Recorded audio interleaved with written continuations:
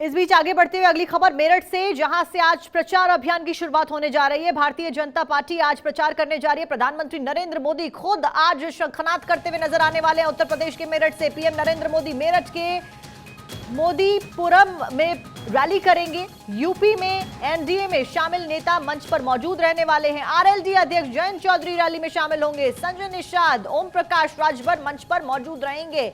और देखिए, आरएलडी के साथ में 15 सालों में ये पहली बार मौका होगा जब मंच साझा करते हुए प्रधानमंत्री नरेंद्र मोदी बीजेपी नजर आने वाली है। आज मेरठ में हुंकार प्रधानमंत्री नरेंद्र मोदी भरने जा रहे हैं। चुनावी तारीखों के ऐलान के साथ में चुनावी शंखनाद बीजेपी कर रही है। और उत्तर प्रदेश की बात करें तो उत्तर प्रदेश बेहद अहम राज्य, 80 सीटें उत्तर प्रदेश से जाती हैं लोकसभा चुनावों के लिए।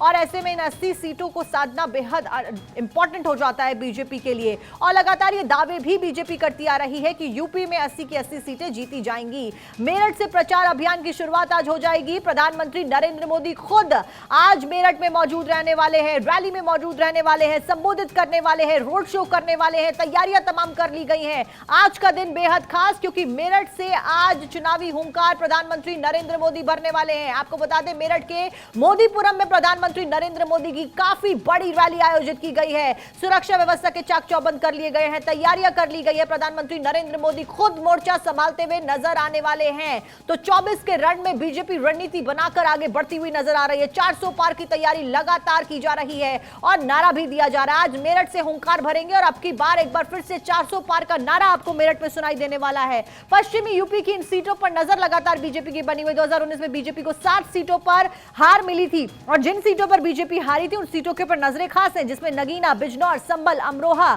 शामिल है। पश्चिमी यूपी की बेहद इंपॉर्टेंट सीट्स है। सहारनपुर और मुरादाबाद सीट पर भी यहां पर बीजेपी की नजरें लगातार बनी हुई हैं। ये उत्तर प्रदेश की बेहद अहम सीट है और उत्तर प्रदेश में आज चुनावी शंखनाद प्रधानमंत्री करने वाले हैं। मेरठ से इस रैली का आगाज होगा और बड़ी बात और महत्वपूर्ण बात यह कि मेरठ वही जगह, वही जिला जहां से प्रधानमंत्री नरेंद्र मोदी ने 2014 के चुनावों का शुरुआत करी थी उत्तर प्रदेश में, और 19 में भी यही हुआ था।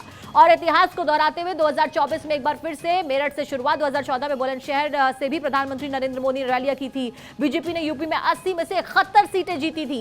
इतिहास दोहराना चाहती है बीजेपी। 2019 में संख्या घट गई थी, 71 से 62 हो गई थी सीटों की संख्या। यूपी से 80 सीटें जाती हैं। पहले 71 सीटें जीती 2024 के चुनाव में, फिर 62 सीटें 2019 के चुनाव में जीती। अब 2024 के चुनाव में 80 पार का नारा दिया जा रहा है। 80 सीटें बीजेपी जीतेगी, ये कहा जा रहा है लगातार तमाम नेताओं के द्वारा, प्रधानमंत्री के द्वारा। 2019 में 7 सीटों पर हार का सामना करना पड़ा था और वही आंकड़ा बढ़कर आपको बता दें 2019 में बड़ा था और उससे पहले आंकड़ा कम था। लेकिन फिलहाल बीजेपी रणनीति के साथ में नजर आ रही है। अब मेरठ का भी जातीय समीकरण समझ लेते हैं, क्योंकि मेरठ में आज रैली है। मुस्लिम 5.50 लाख यानी कि 5,50,000 मुस्लिम समुदाय के लोग, दलित 3 लाख हैं, वैश्य समुदाय के 2,25,000 लोग हैं, ब्राह्मण समुदाय के 1,50,000 लोग, जाट 1 लाख और अन्य जातियां 5,40,000 हैं। तो ये है जातीय समीकरण मेरठ का। उत्तर प्रदेश का मेरठ एक अहम रोल निभाता आया है और सबसे बड़ी बात, अरुण गोविल को इस सीट से उतारा गया है, जिन्होंने राम का किरदार निभाया था। और राम मंदिर के निर्माण के बाद, प्राण प्रतिष्ठा के बाद में एक अलग तरीके का माहौल न केवल उत्तर प्रदेश में जहां पर राम मंदिर का निर्माण हुआ, बल्कि पूरे विश्व में देखने को मिल रहा है। प्रधानमंत्री की नरेंद्र मोदी की छवि में काफी चेंजेस देखने को मिले। इस बीच मेरठ का जातीय समीकरण आपको बता रहे हैं। आज मेरठ में प्रधानमंत्री नरेंद्र मोदी चुनावी हुंकार भरते हुए नजर आने वाले हैं। चुनावी रैली का आज आगाज होने वाला है।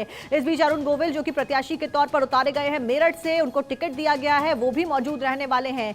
मेरठ के रण में अब कौन कौन है ये भी देख लेते हैं। तो मेरठ में रण में बीजेपी की तरफ से अरुण गोविल, जिन्होंने राम का किरदार निभाया था, काफी लोकप्रिय चेहरा है, उनको उतारा गया है। बीएसपी की बात करें तो देवव्रत त्यागी को उतारा गया है। समाजवादी पार्टी से भानु प्रताप सिंह मैदान में है। एआईएमआईएम से मोहम्मद अनस को मैदान में उतारा गया है। कुल मिलाकर अगर देखा जाए तो मेरठ की सीट पर अरुण गोविल को लोकप्रियता के आधार के ऊपर टिकट दिया गया है।